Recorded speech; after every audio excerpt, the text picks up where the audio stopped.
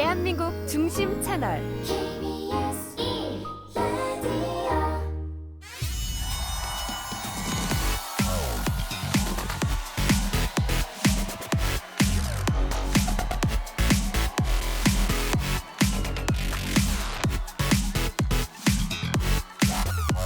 대한민국 경제 오디션 내가 경제스타 K. 힘든 경제 상황을 이겨낸 여러분을 KBS 1라디오가 열렬히 응원합니다. 네, 안녕하십니까. 대한민국 경제 오디션 내가 경제스타 K. 저는 경제와 정의를 다잡는 홍반장 KBS 기자 홍사원입니다. 요즘 하루가 다르게 치솟는 물가에 시장 보기 무섭다는 얘기 많습니다. 직장인들 사이에서는 월급 빼고 이거 다 올랐다 이런 푸념과 함께 이 점심값이 크게 오르는 이른바 런치플레이션 현상도 나타나고 있다고 합니다.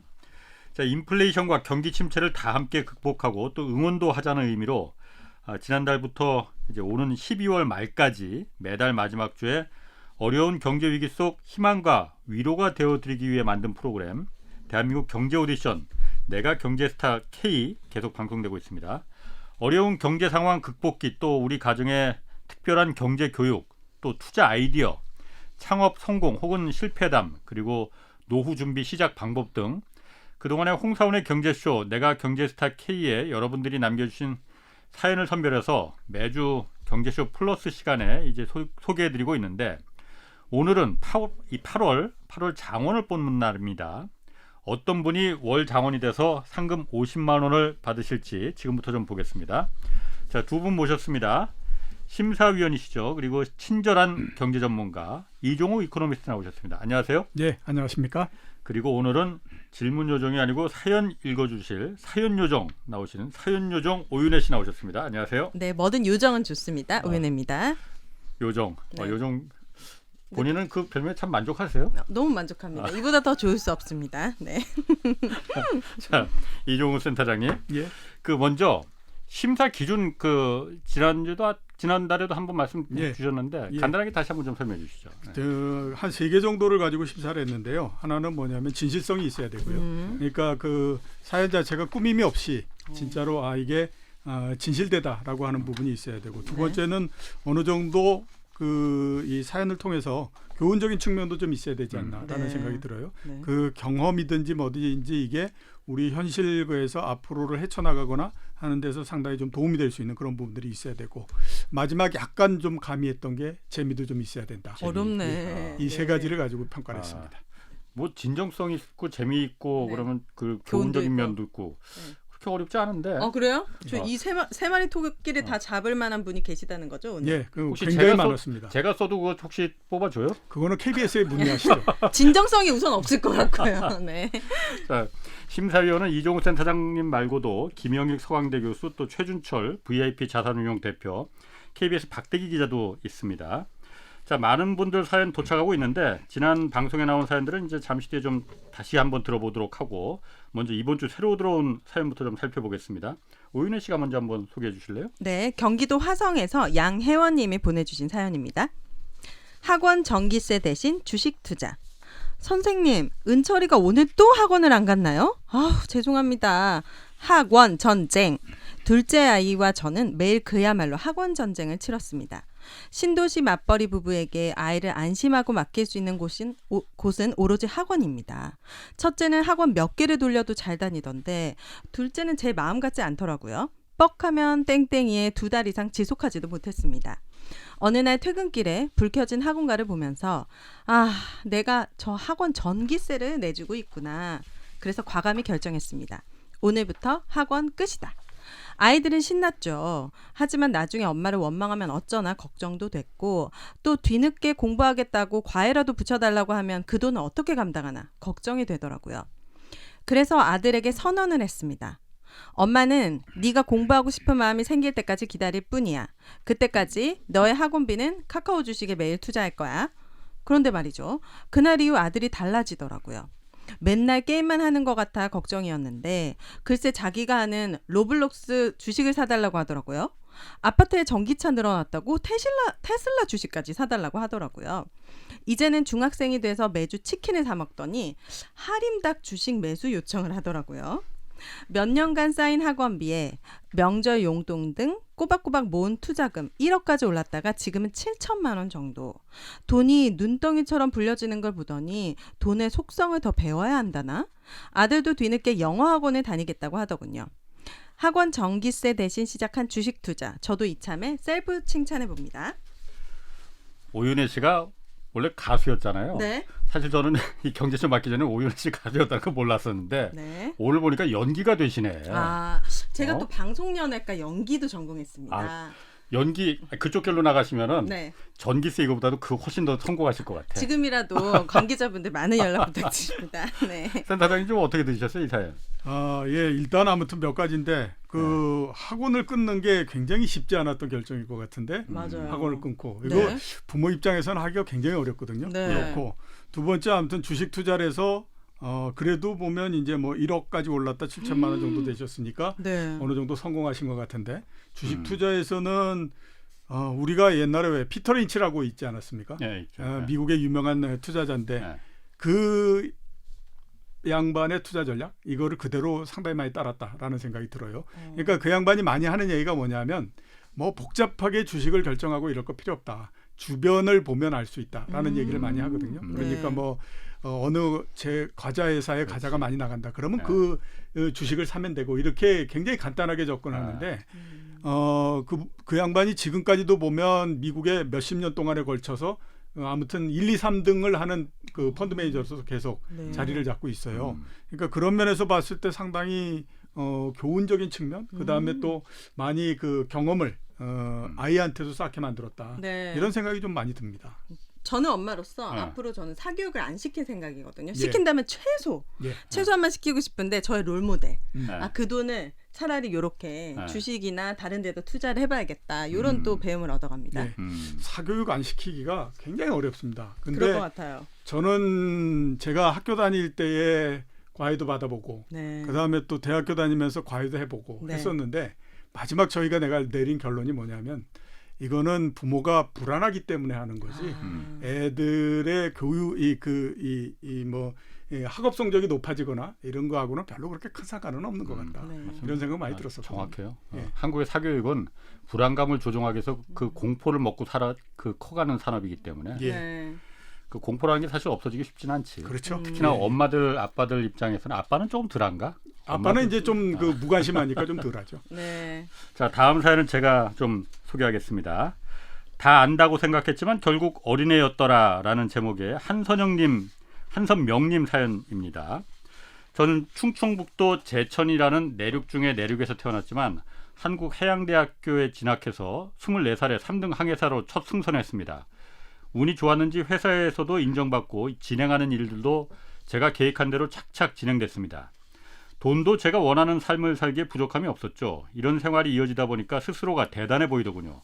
자만에 빠져있던 저는 도박에 손을 대게 됐고 5년간 스포츠 토토를 하면서 모아놓은 돈을 탕진했습니다. 그때 손을 뗐어야 했는데 5년간 날려버린 돈을 다 만회하고 더 큰 돈을 벌려는 욕심에 빚까지 지게 됐습니다. 1금융권에서 시작한 빚은 4금융권까지 넘어갔고 회사와 지인들에게도 돈을 빌렸습니다. 결국 회사를 나오게 됐고 그제야 정신을 차린 저는 신용회복위원회 개인 워크아웃 제도 문을 두드렸습니다. 기적처럼 워크아웃이 받아들여져서 매달 일정한 금액을 갚아나가면 빚을 탕감할 수 있게 됐습니다.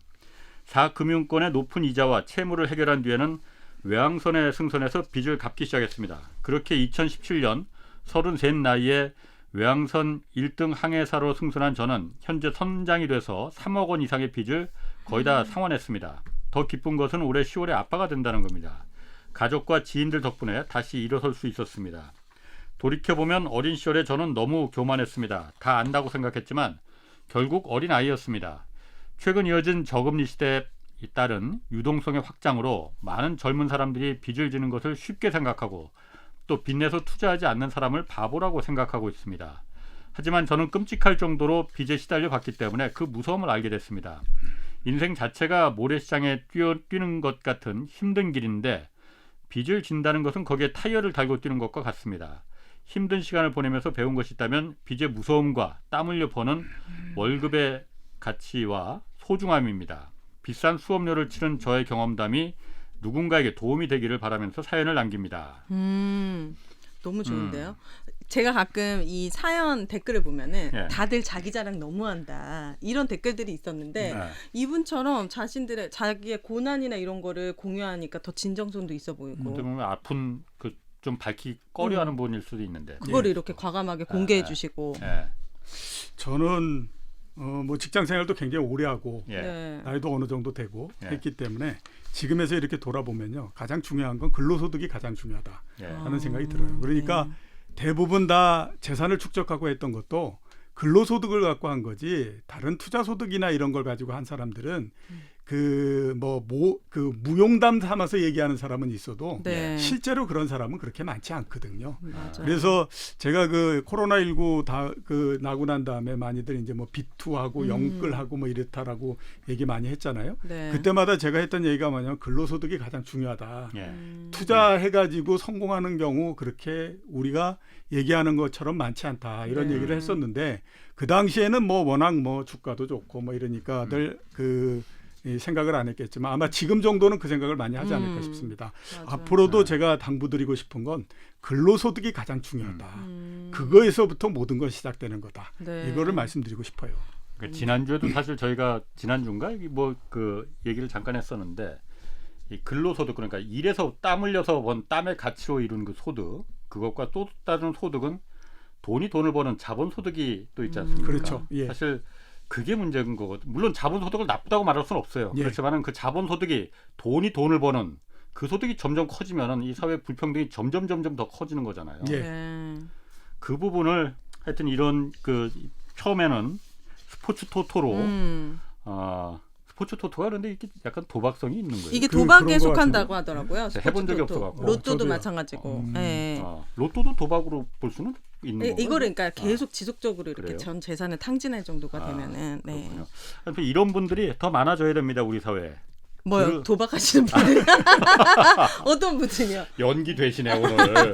연기가 되셔. 아 혹시나 오해하시는 분들이 계실까봐. 땀의 가치를 소중하게 여기는 분들. 네. 일해서 버는 맞아요. 돈의 이 뭐라고 중요성. 할까? 그 소중함. 가치, 소중함 느끼는 분들. 자 사연 또 한 번 더 만나보겠습니다. 오윤혜 씨 한번 좀 해주시죠. 네. 70살에 만든 앱 김수사님이 보내주신 사연입니다. 저는 올해로 72살입니다. 제가 60살을 앞두던 시절 협동조합이라는 것을 알게 되었습니다. 그때 당시 저는 정화조 청소하는 작업을 했었는데 집수리와 관리 일을 하는 사람들이 대부분인 1인 사업자고 커봐야 4-5명의 직원이 전부였습니다. 게다가 홍보할 수 있는 기회도 적었죠.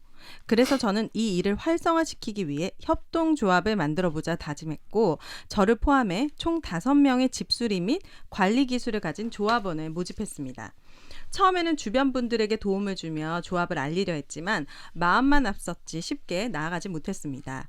대부분의 조합원들이 현장 일만 잘했지 사무나 홍보 업무는 전혀 몰랐으니까요. 그렇게 발전 없이 6년이 지나가 버립니다. 그러던 중 지인을 통해 앱을 만들어주는 회사가 있다는 것을 알게 되었는데 이건 또 돈이 문제가 되더라고요.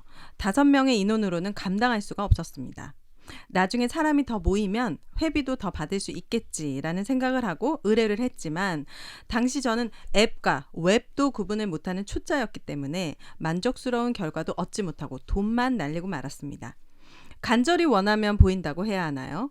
어느 날 우연히 앱 만드는 과정을 배울 수 있는 사이트를 알게 되었습니다. 그리고 생각했죠. 그래, 내가 만들자.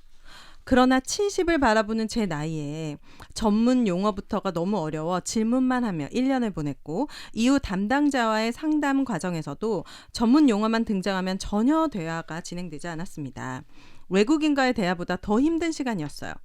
그렇게 또 1년이 지나니 코로나19가 시작되었고 일은 급격히 줄었습니다. 그 시간 동안 저는 다시 앱 만들기에 도전을 했고 영문 메일로 소통, AI 심사, 서버 만들기 등 각종 난관을 거친 뒤에야 비로소 성공을 하게 됩니다. 나이 70을 넘겨서야 말이죠. 얼마나 무모한 도전이었는지 전문가들이 보면 비웃음거리가 되었을 겁니다. 앱을 완성시키고 운영한 지 이제 약 4개월 정도 되어 가는데요. 현재는 10명이 조금 넘는 조합원과 관련 업종 회원들을 관리하고 있습니다. 또 그들과 소통하며 서로 일거리를 공유하기도 합니다. 저를 비롯한 업계 사람들이 노후에도 꾸준히 자신의 일을 할 수 있도록 돕는 것이 저의 꿈이었는데 이제야 조금은 이루어진 것 같아 뿌듯하답니다.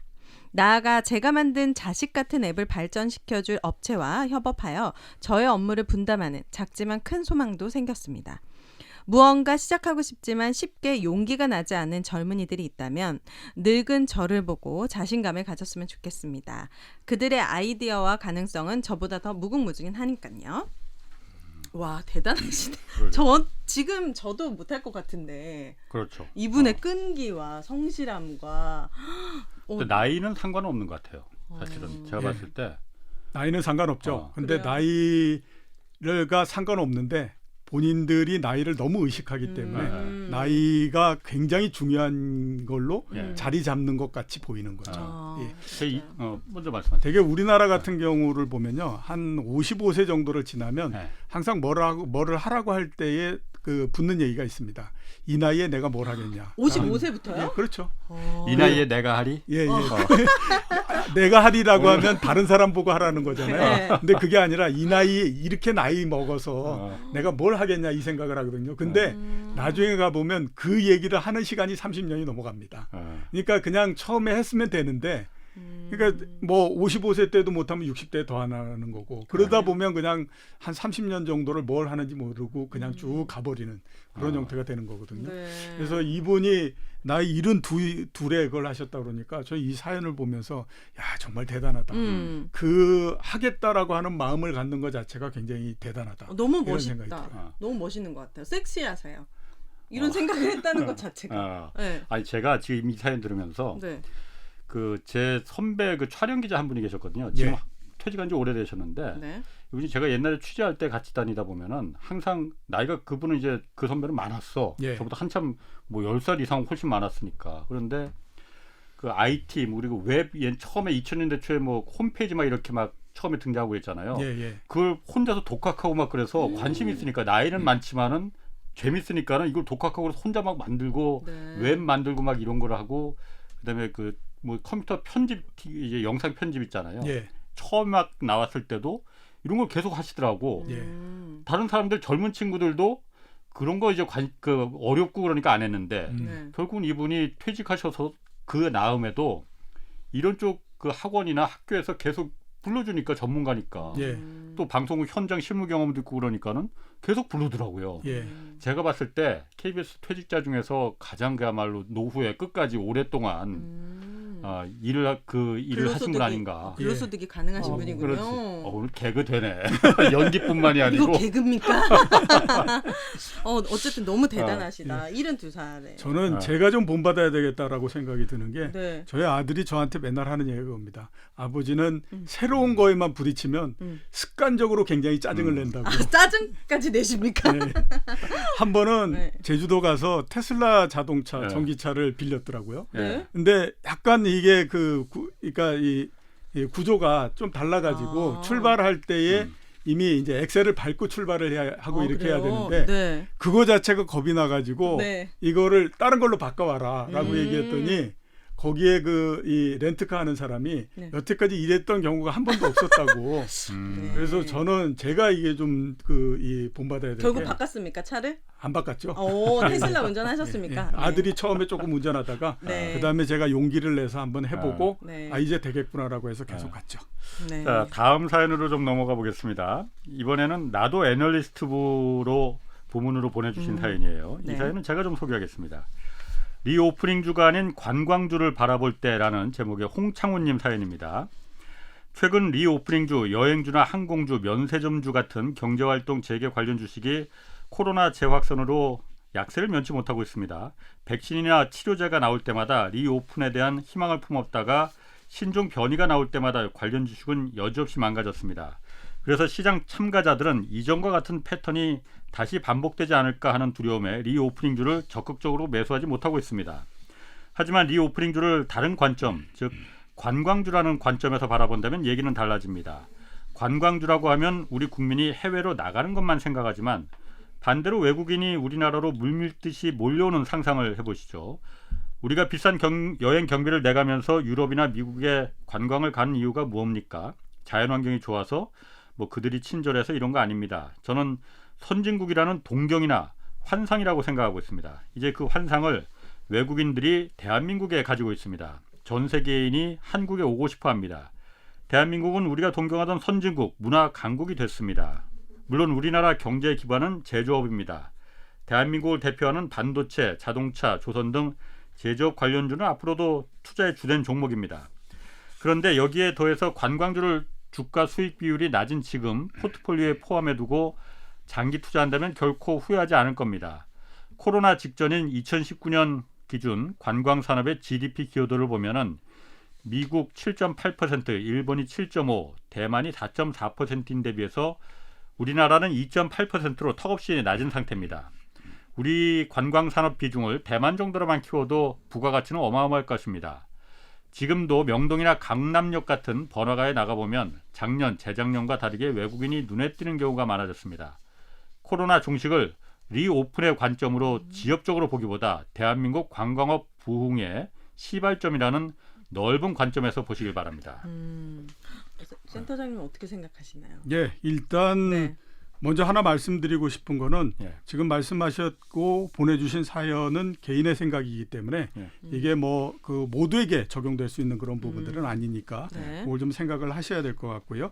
되게 이제 레포트를 만들고 할 때 여러 가지 그 사전에 그 생각해야 될 부분들이 있습니다. 그러니까 우리가 보면 뭐 숫자를 만들어 가지고 재무제표를 봐서 뭐 이게 그 이익 대비해서 주가가 얼만큼 되고 네. 뭐 이렇게 할 수도 있지만 그 전에 보면 왜 내가 이 종목이나 업종에 관심을 갖느냐 하는 것들에 대한 기본적인 틀을 만들어야 되거든요. 예. 네. 그 틀이 지금 말씀하셨던 이런 형태입니다. 그러니까 오랜 시간 동안에 걸쳐서 우리나라에 들어오는 외국인들도 많아질 거고 그렇기 때문에 이런 것들을 계속 가지고 가면 계속 좋다. 이런 틀을 만드는 거거든요. 예. 그 일환이다라고 생각하시면 됩니다. 이제 똑같이 보면 뭐 그 2차 전지 이런 것들 그래서 전기차 이런 것도 보면 네. 앞으로 2030년, 2040년까지도 계속해서 이게 대세가 될 거니까 그러면 이쪽이 뭐 이렇게 괜찮겠구나 이런 사고의 틀을 만들어가는 과정인데 지금 이제 보내주셨던 거는 이 사고의 틀을 만드는 과정 이렇게 이제 볼 수 있고요. 이거는 앞에서 제가 잠깐 말씀드렸잖아요. 그 미국의 피터 린치 이런 그 사례를 말씀드렸는데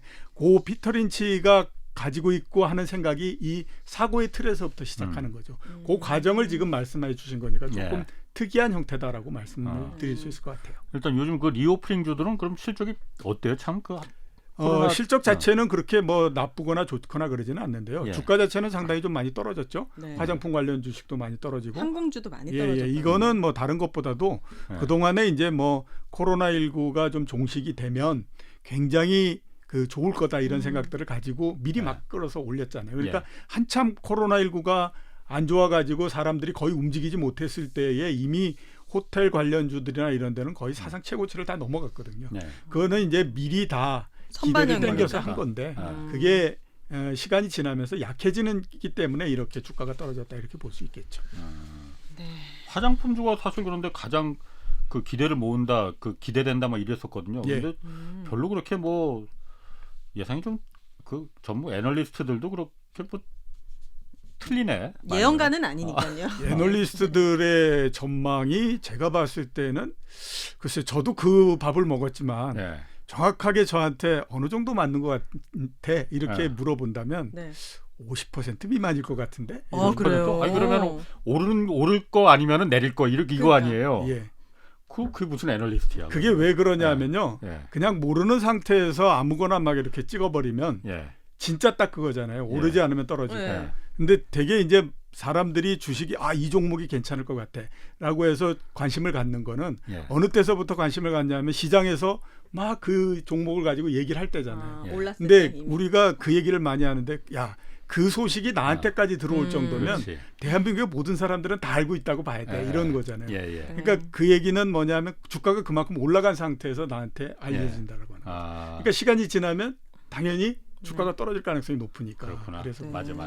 저도 왜냐면 제 주변에서 예. 그런 얘기 많이 물어봅니다. 야, 당신은 너는 기자니까 미리 정보들을 많이 할 거 아니냐. 예.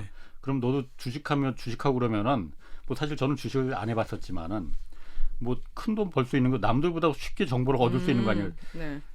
기자 중에 제가 봤을 때 주식 투자에서 돈 번 사람 물론 있긴 있는데 예. 망한 사람이 훨씬 많아요. 예. 기자한테 오는 정보는 이미 달고 다른 정보지. 예. 그게 무슨 정보겠어. 그거는 증권회사 직원도 마찬가지입니다. 아, 우리가 그냥 보면 증권회사 직원이 투자하면 굉장히 성공했을 것 같잖아요. 네. 거의 대부분 다가 손해를 보는 경우가 아. 더 많죠. 그리고 또 한 가지는 기자한테 오는 정보 중에 예. 상당수는 가짜. 주가 조작을 예. 위한 목적이 그거인 일부러 흘리는 작전주 이런 거. 당신한테만 주는 특종이야. 예. 우리가 뭐 신약 하나 이거 개발한다. 혹하지. 정말 솔깃하거든요. 그쵸, 그렇죠. 그쵸. 예, 예. 그런 경우 수도 없이 많습니다. 예. 저도 한번 당했었어 솔직히. 예. 옛날에 한참 전 오래전인데. 팔랑기십니까? 아니 그러니까 저는 뉴스라는 관점에서 봤을 때 아. 나중에 그게 내가 이용당했구나. 예. 그게 주가 조작이었네. 예. 여러분 홍 반장님도 당하는 게 주가 조작입니다. 정신 차리십시오. 제가 하도 좀 솔직히 말하면 좀 허술을 하거든요, 제가. 자, 이번에 나도 애널리스트로 온 사연이 한 편 더 있습니다. 그래서 좀 소개하겠습니다. 네. 로봇이 바꿀 산업이란 경기도 용인에서 김보영님이 보내주신 사연인데 네. 이거 읽기 전에 아까 저 센터장님도 잠깐 말씀해 주셨지만은 이 나도 애널리스트부에 오는 사연 중에는 이건 철저하게 개인적인 그 애널리스트 그 예, 분석입니다. 그렇죠. 예, 예. 그러니까 아까 제가 이거는- 말씀드렸잖아요. 네. 증권회사에서 하는 것도 예. 이거 50% 우리가 입니다. 생각해야 네. 되는데 개인이 한 거는 더 하죠. 그러니까 여기 뭐 투자원이 왜냐하면 제가 지금 읽는 아닙니다. 사연에는 네. 특정 회사 이름이 나오는데 예, 예. 그래서 이걸 지우고 말을 해야 되나 했는데 뭐 이건 철저히 개인 예. 의견이니까 예. 그리고 사실관계 확인이 정확하게 안 된 부분도 있을 수 있습니다. 그러니까 참고하시고 이건 그냥 이 경제스타 K 나도 경제스타에서 그냥 이런 그 아마추어들의 예, 분석이라고 분석의 틀이다. 그렇게만 이해를 해주시면 될 것 같습니다.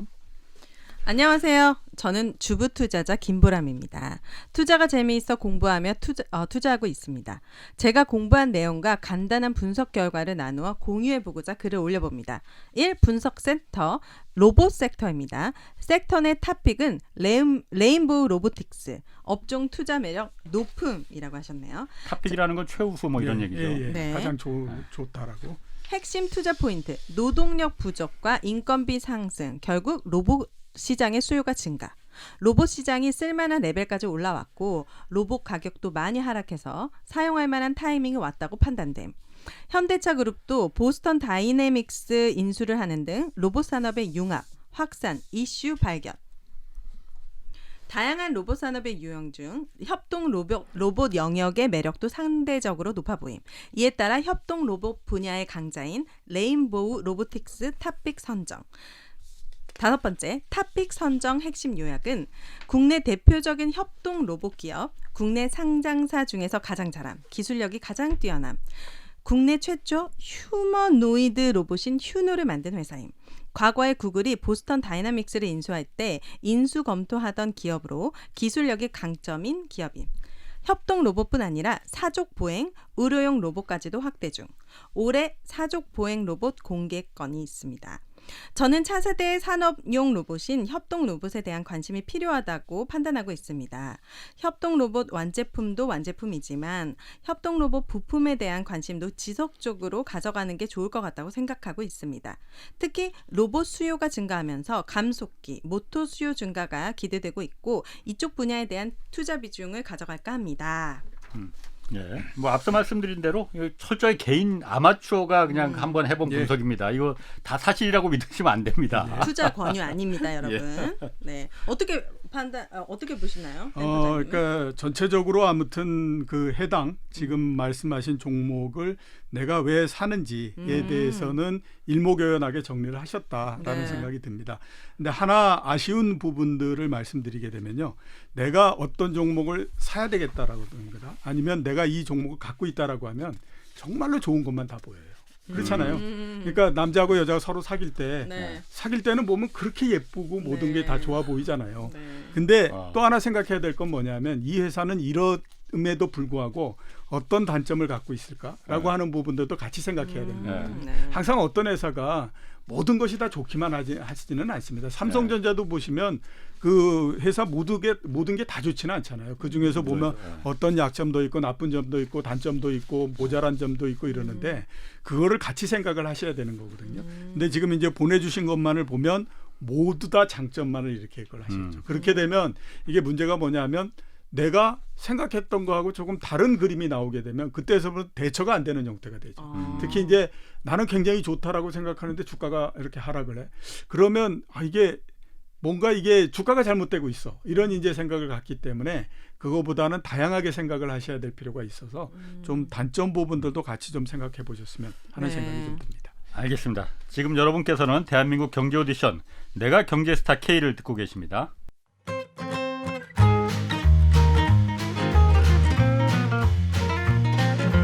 대한민국 경제 오디션 내가 경제스타 K. 힘든 경제 상황을 이겨낸 감동 스토리, 우리 가정의 특별한 경제 교육법, 슬기로운 투자 아이디어, 경제와 관련된 이야기라면 모두 환영합니다. 총 상금 6천만 원을 준비했습니다. 자세한 내용은 홍사훈의 경제쇼 홈페이지를 참고하세요. 이 프로그램은 당신의 투자의 길을 춤추게 하는 새로운 투자 플랫폼 탱고픽에서 함께합니다. 네, 대한민국 경제 오디션 내가 경제스타 K 앞으로 보내주신 자신만의 특별한 경제 스토리 소개하고 있습니다. 많은 분들이 다양한 사연들 보내주셨고 선별해서 매주 홍사훈의 경제쇼 플러스 시간에 여러 사연들이 소개됐는데 지난 한 달 어떤 내용들이 소개됐는지 간략하게 좀 전해드리겠습니다. 먼저 지난 8월 7일에 소개된 4편의 사연부터 보겠는데 먼저 실패는 성공의 어머니를 보내주신 김광선님의 사연 이렇습니다. 대기업 제약회사에 다니던 김광선님은 명예퇴직 후 큰 상실감을 느꼈습니다. 하지만 직장생활 틈틈이 여러 자격증을 취득한 뒤 버스 운전기사에 도전했고 16년째 광역버스 기사님으로 일하고 있습니다.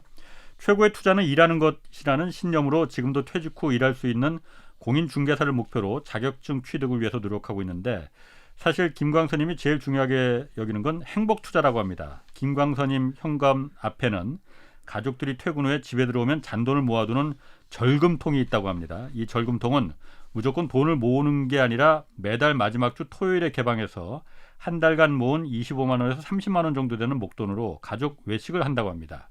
온 가족이 즐겁고 새는 돈 막아주고 또 건강까지 챙겨주는 절금통을 최고의 행복 전략으로 적극 추천한다는 사연 보내주셨습니다. 네, 두 번째로 자라보고 놀란 가슴 소뚜껑 보고 놀란다. 는 사연을 보내주신 이승현님의 사연은 이렇습니다. 2008년 필리핀에서 어학 사업을 시작한 이승헌님은 한국의 환율 정책과 금융 위기가 겹치면서 환차손으로 손실을 보았고 1년 만에 모든 사업을 정리하게 됐다고 합니다. 사업 실패 후 실패 요인을 복귀하면서 환율에 대한 무지가 문제였다고 결론을 내렸고 매월 일정 부분 환율과 관계없이 달러를 매수할 수 있는 달러 적금에 가입했다고 합니다. 정액 적립식 달러로 적금을 들면서 적금 만기가 돌아오는 시점에 환차익이 생기고 국내 주식이 하락했을 경우 우량주를 저가 매수하는 기회로 삼기. 만기 시점에 환율이 하락해서 손실이 발생할 것 같으면 적금을 해지하지 말고 달러 정기예금으로 갈아타기. 달러 적금과 정기예금으로 달러를 많이 보유하게 되면서 미국 주식에 투자하기. 이렇게 세 가지 시나리오에 맞춰 환테크를 반복했습니다. 현재는 행복한 귀촌을 준비하고 있다는 사연을 이승헌 님이 보내주셨습니다. 네, 또 그 극한의 근검 절약으로 이룬 내 집 마련이라는 제목의 이경미 님도 사연 보내주셨거든요. 이경미 님은 어린 시절부터 무척 가난했고 결혼해서 얻은 전셋집에는 여러 번 또 도둑까지 들으면서 힘든 시기를 보내야 했습니다. 그러면서 내 집 마련에 대한 꿈이 생겼고 그때부터 극한 근검 절약을 실천하는데 걸어서 출퇴근하기, 또 휴가 반납하고 일하기, 월급의 90% 저축하기, 옷은 물론 양말, 신발까지 꿰매는 그 신기, 이게 가능한가 싶을 정도의 노력이 이어졌다고 합니다. 그 결과 4년 만에 내 집 마련을 성공했고 이후 더 좋은 환경의 집으로 계속 이사를 가고 원하는 동네에도 살 수 있게 됐다는, 그래서 목표를 갖고 꾸준히 노력하면 반드시 결실을 맺을 수 있다는 훈훈한 사연 보내주셨습니다.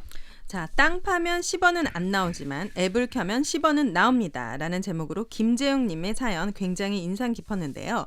김재용님은 현재 원룸 전세대출, 아파트 주담대 등 갚아야 할 빚이 있고 그래서 적금의 앱테크를 시작하셨다고 합니다.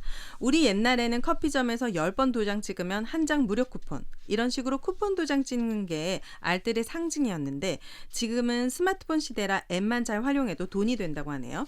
일단 휴대폰에 앱을 깔고 매일 출석 체크를 하고 이벤트 참여하고 그러면 포인트가 쌓여서 실물 상품을 받기도 하고 또는 포인트로 다시 금이나 연금에 소액이나마 재투자를 할 수 있고 그런 앱테크 노하우를 알려주시고자 이 김재영 님이 사연을 보내주셨습니다. 정말 사연이 많이 왔네요. 네. 사연 4편 이제 8월에 이게 소개됐던 사연이거든요. 어떻게 네. 들으셨습니까? 예. 저는 이경미 씨의 사연이 가장 좀 인상이 깊었습니다. 달러. 아. 예, 아니요. 극한의 근검 절약으로 아. 이런 대품 마련. 네. 이게 형태가 개발연대에 하셨던 그 옛날 분들이 많이 하셨던 거죠. 아하. 그러니까 집을 사고 그 다음에 아무튼 극도의 전략을 통해 가지고 그걸 하시고 네. 그 다음에 이제 또 조금 그리고 난 다음에 형편이 피면 좀 더 큰 데로 가시고 네. 이렇게 하면서 지금 이제 네. 이 부를 이루고 그러셨거든요. 그래서 네. 상당히 좀 인상이 깊었다라는 생각이 드는데 하나 제가 첨부해서 말씀드리고 싶은 거는 이제 어느 정도 좀 성공을 하시고 내 집 마련도 성공하시고 그랬으니까 이제는 조금 좀 생활하시는 걸 바꾸셔가지고 네. 이게 소비도 하시고 아, 네. 좀 이렇게 하셨으면 좋지 않을까라는 생각이 들어요. 왜냐하면 이게 계속 이렇게 전략해가지고 더 큰 거 이렇게 가다 보면 네. 내 인생도 굉장히 오랜 시간이 지나서 나도 늙을 뿐만 아니라 그때 되면 전략 이외에 다른 거를 알 수가 없거든요. 그러면 돈은 있는데 쓰지는 못하고 계속 가는 형태가 됐고 그래서 저도 이제 나이가 들어 보니까 드는 생각이 제일 원통한 게 뭐냐면 돈은 내가 벌었는데 내 돈은 자식이 쓴다. 이거 아무리 생각해도 이건 맞지 않는 것 같다. 이런 생각이 들거든요. 본인도 그러신 거 아니에요? 그러니까 아버님께서 예.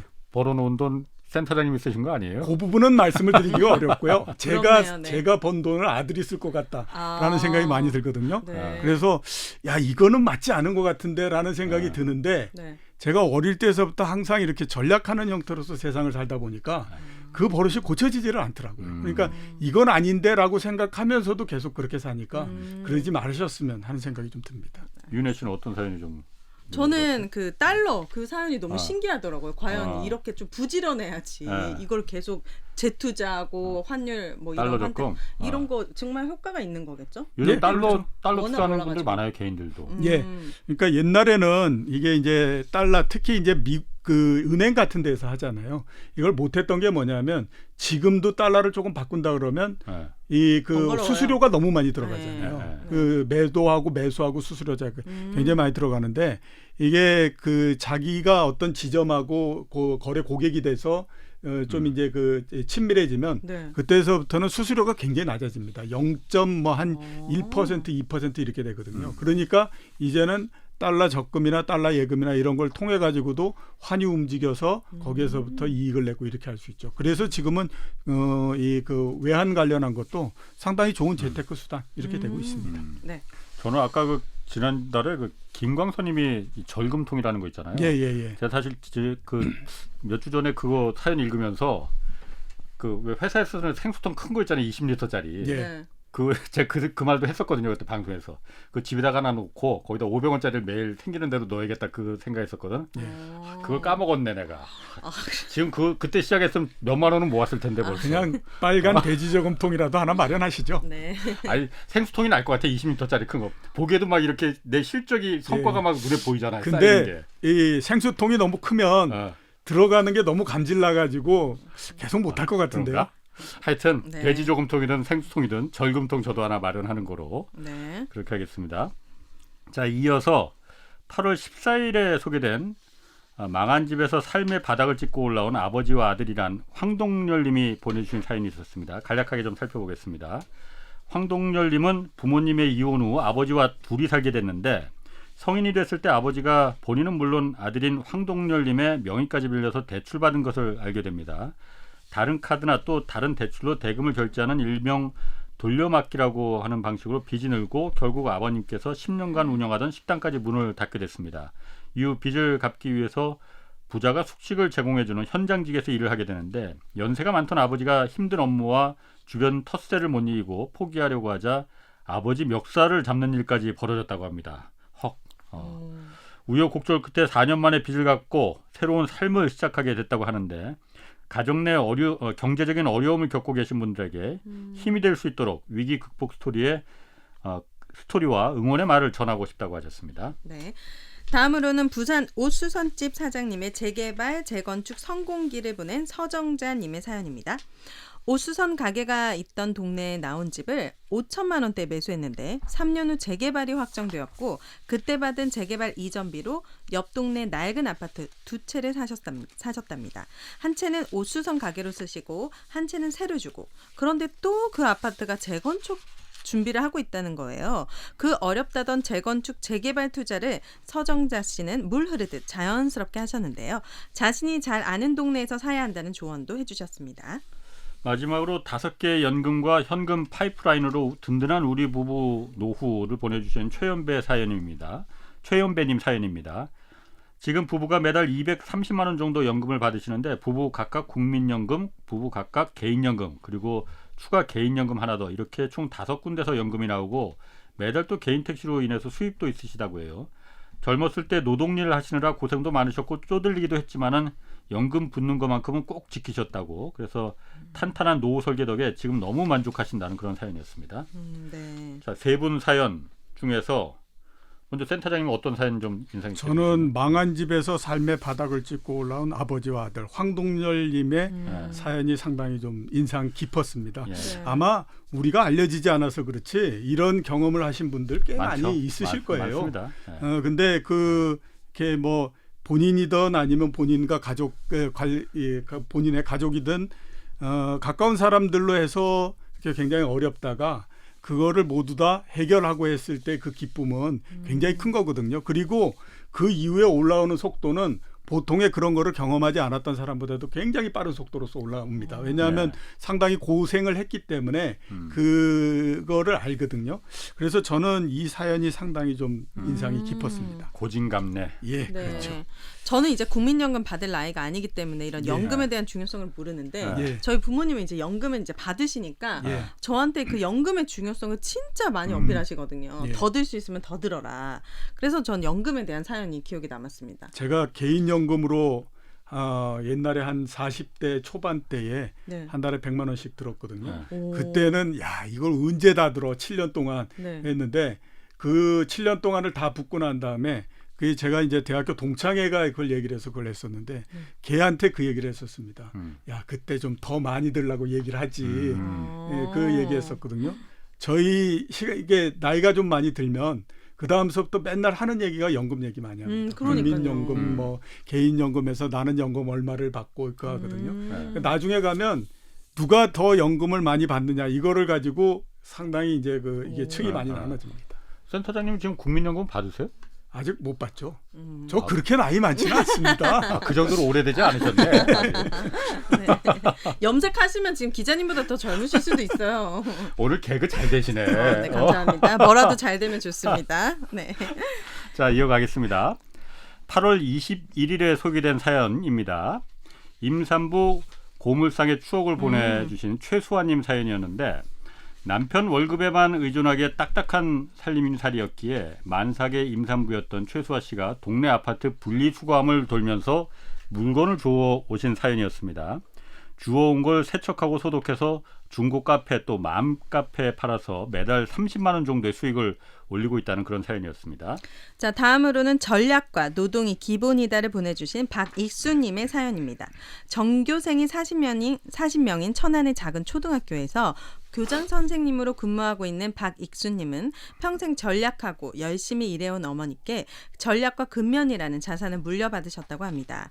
그래서 학생들에게도 돈은 땀의 대가라는 것을 알게 하려고 노력하고 있습니다. 돈이 노동의 대가라는 것을 어려서부터 알아갈 때 전략할 수 있고 소중함을 알 수 있기 때문이죠. 땀의 대가를 알게 하려고 학교에서 닭 기르기, 표고버섯, 고구마, 옥수수를 재배하고 판매하는 과정도 학생들과 함께한 결과 290만 원이라는 수익금을 얻을 수 있었고 그 돈은 장학금으로 지급하고 있다고 합니다. 덕분에 학생들은 전략과 노동의 소중함을 몸으로 느끼고 있는데 전략과 근면성을 몸에 익힐 수 있는 초등학교야말로 가장 중요한 경제 교육이라고 생각되어 글을 올린다는 사연 보내주셨습니다. 네, 그리고 충북 청주시에서 여유주님이 보내주신 수십억 매출 CEO 엄마의 경제교육이라는 사연도 있었습니다. 여유주님은 이제가 20살이 된 대학생이라고 하는데 수십억대 자산의 회사를 운영하는 어머니께 알짜배기 경제 조기 교육을 받은 이야기 들려줬습니다. 근데 이 교육이 좀 독특하고 어떻게 보면 좀 스파르타식인데 일단 중학생인 딸을 거래처 방문 현장에 직접 데려가서 이 거래나 영업이 어떤 방식으로 이루어지고 또 돈을 어떻게 버는지 직접 보고 배우게 하는 것은 기본이고 또 방학이 되면 최저시급으로 회사에서 일도 시켰다. 이런 사연이었습니다.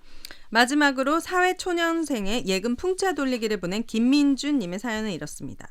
사회에 나온 지 5년이 된 직장인 김민준님은 친구들과 코인과 주식을 다 하길래 친구들이 열심히 모은 월급으로 코인, 주식, P2P 투자까지 했다가 투자금의 절반만 겨우 회수했다고 합니다. 이 길은 내 길이 아니라는 생각에 올해부터는 예금 풍차 돌리기에 도전하셨고 예를 들어 올해 1월에 100만 원짜리 예금 통장을 만들고 2월에 또 하나, 3월에 또 하나 이런 식으로 12월까지 예금 통장을 매달 만들면 총 12개의 예금 통장이 생기고 1년에 1,200만 원의 예금이 모이는 풍차 돌리기를 통해 2023년 월 200만 원, 2024년에는 월 300만 원. 원금이 커질수록 이자도 커지면서 복리 효과도 누리고 돈을 모으는 속도도 빨라지는 재테크를 통해 뿌듯함도 누리고 풍차 돌리기를 하는 동안 주식이나 부동산 등 다른 투자도 공부해서 착실히 모은 시드머니로 자신에게 맞는 투자를 하자는 사연 보내주셨습니다. 예, 지금까지 총 16편 사연 소개해드렸습니다. 먼저 8월 20일 날 사연 3개 있잖아요. 이 중에서 센터장님은 어떤 게 좀 인상적으로 들었는지. 저는 전략과 노동이 기본이다라고 하는 박익수님의 사연이 상당히 초등학교 교장 선생님. 초등학교 저도 교장 선생님. 생생한 경제 교육 아닌가라는 생각이 듭니다. 네. 이거보다도 좋은 경제 교육은 없을 것 같아요. 네. 저희 집에도 지금 어린이집에서 버섯을 보내줘서 버섯을 키우고 있거든요. 버섯이 3일만 되잖아요. 네. 무섭게 자랍니다. 어린이집에서 버섯을 보냈어요? 이거를 과제를 많이 내줍니다. 어머니 이걸 키우는 사진, 이거를 키워서 음식을 만드는 사진을 자꾸 보내달래요. 저희 집은 선인장도 매일 죽어나가는 집인데 버섯은 물만 주면은 엄청 빨리 자라가지고 깜짝 놀라고 있습니다.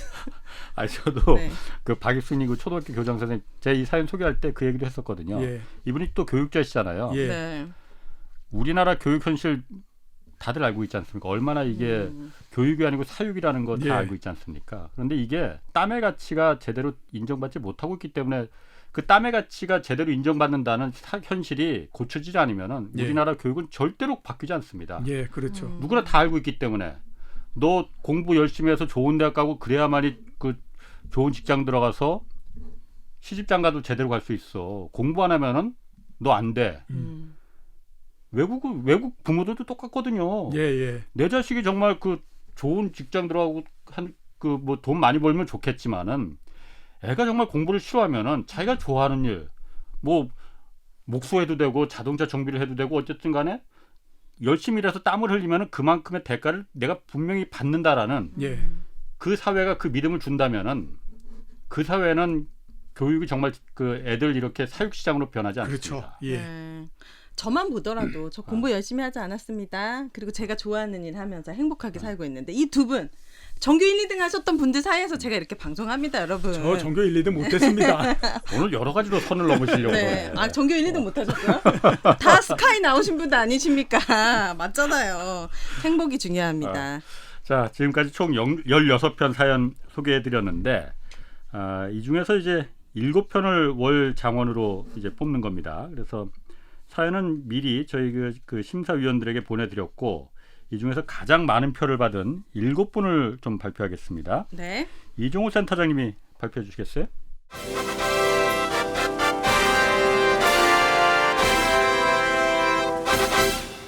빵빠레와 함께 제가 말씀을 드리도록 하겠습니다. 김민준님, 박익수님, 서정자님, 황동열님, 김보영님, 김광선님, 이승현님 이렇게 7분입니다. 축하드립니다. 자, 월장원 7분 다시 한번 좀 말씀을 드리면 김민준님, 박익수님, 서정자님, 황동별님, 김보영님, 김광선님, 이승원님 이렇게 7분입니다. 8월 월장원으로 뽑히셨습니다.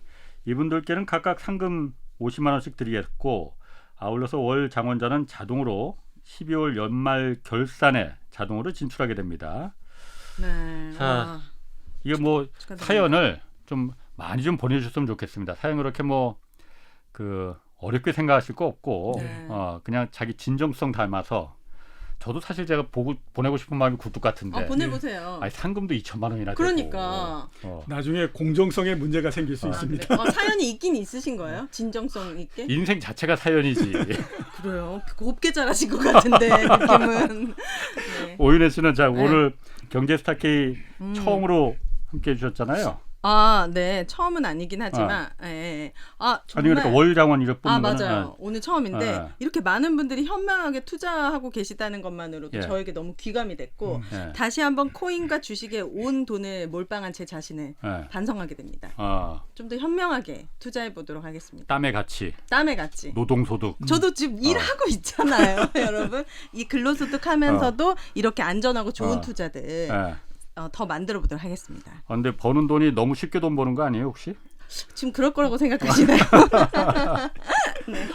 이종우 센터장님도 오늘 좀 어떻습니까? 예, 하시고 싶은 말씀. 계속해서 아무튼 사연이 예. 점점 더 이렇게 많아지고 또 다루는 부분도 굉장히 넓어진다 이런 예. 생각이 들어서 네. 상당히 좋다라는 생각이 들고요. 저 예. 아까 말씀드렸던 것처럼 근로소득을 굉장히 중요시하는 분들이 그래도 많구나 예. 라는 생각이 들어서 상당히 좀 기분 좋았습니다. 네.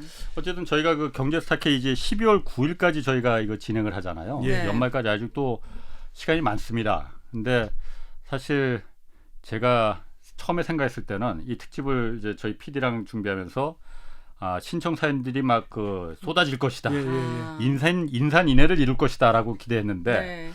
그 정도까지는 아니에요. 예. 그 정도까지는 아닌데 저희가 전부 4개 부분이 있지 않습니까? 예. 성인부, 청소년부, 또 실버부, 나도 애널리스트부 이렇게 네. 4부분이잖아요. 네. 네 부분에 매달 이렇게 월 장원을 뽑는데 월 장원이 전체적으로 보면은 한 40명 정도를 뽑아서 예. 각각 50만 원씩 저희가 상금 드립니다. 네. 그리고 아까 말씀드린 그 4개 부문, 네. 4개 부문 부문별 대상이 상금이 500만 원이에요. 예.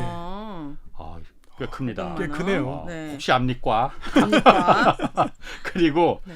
월말에 이제 연말에 대상이 2천만 원이거든요. 한 예. 명 뽑는 거죠? 그렇죠. 와. 그럼 뭐 몇 명을 뽑아서 2천만 원을 주면은 그리고 돈 너무 쉽게 번다. 이걸 강조하고 싶은 게 이거 예. 되게 공정하게 정말 사연을 받아서 우리가 하는 거잖아요. 예. 가라로 요즘에 사연들이 진짜 안 오거든요. 예. 라디오 예. 해보시면 알잖아요. 예. 사연이 안 와요. 예. 근데 정말 공정하게 다 사연 받아가지고 예. 거기서 심사하셔가지고 하는 예. 거니까 많은 분들이 이거 가라 아니까 이렇게 그런 가짜, 걱정 가짜. 아니까 가짜. KBS 죄송합니다.